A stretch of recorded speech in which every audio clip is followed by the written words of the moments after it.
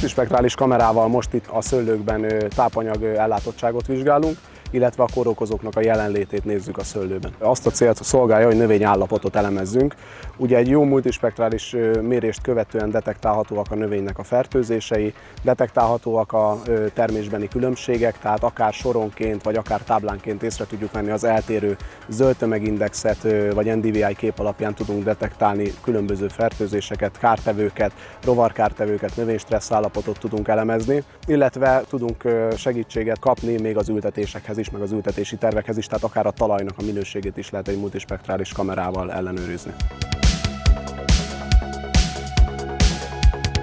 Az ilyen típusú kamerával egy olyan indexet tudunk megalkotni, mely szabad szem számára nem érzékelhető tartományban van. Ezáltal egy-egy folyamat, egy-egy stressz helyzet sokkal előbb detektálható az állományban, mint hogyha az ember kimegy, és szabad szemmel szemrevételezi az állományt, hogyan is néz ki egy adott levél, egy adott termés szerkezete.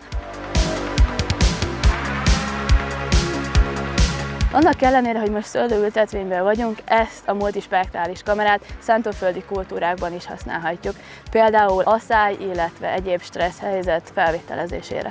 Ezzel a módszerrel gyakorlatilag egy új eszközt adunk a termelők, szaktanácsadók kezében, hiszen részletesebb információkat tudnak meg állományaikról, fenológiai állapotokról, illetve azok stressz helyzetéről. Eddig ilyen lehetőségek nem voltak adottak a mezőgazdaságban.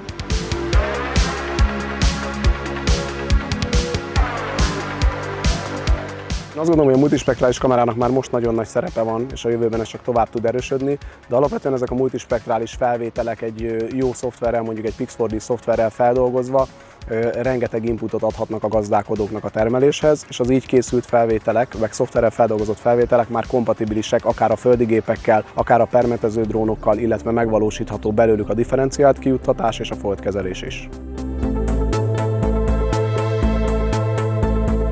És most van is ebben egy nagyon komoly aktualitás, ami a magyar mezőgazdasági vállalkozók számára elérhető, hiszen most először jelent meg egy olyan pályázati felhívás, amelyben a precíziós eszközökre támogatást lehet igényelni, és a hozzájuk kapcsolódó szoftverekre, szolgáltatásokra, betanításokra is van lehetőség jelen pályázatban támogatást igénybe venni. Én javaslom azt mindenkinek, hogy kezdjen el a technológiával ismerkedni, ha eddig nem tette meg, hiszen a jövőben nélkülözhetetlen lesz az, hogyha valaki nem szeretne a versenyben nagyon nagy hátrányban lenni, hogy elkezdjen használni drónokat, szoftvereket és precíziós technológiákat a gazdálkodásában. Ezért mindenkit arra biztatok, hogy kezdjen bele, használja ki ezt a lehetőséget, és vegye fel a kapcsolatot profi drónszakértőkkel, akik segítenek a legmegfelelőbb eszközök, szoftverek kiválasztásában.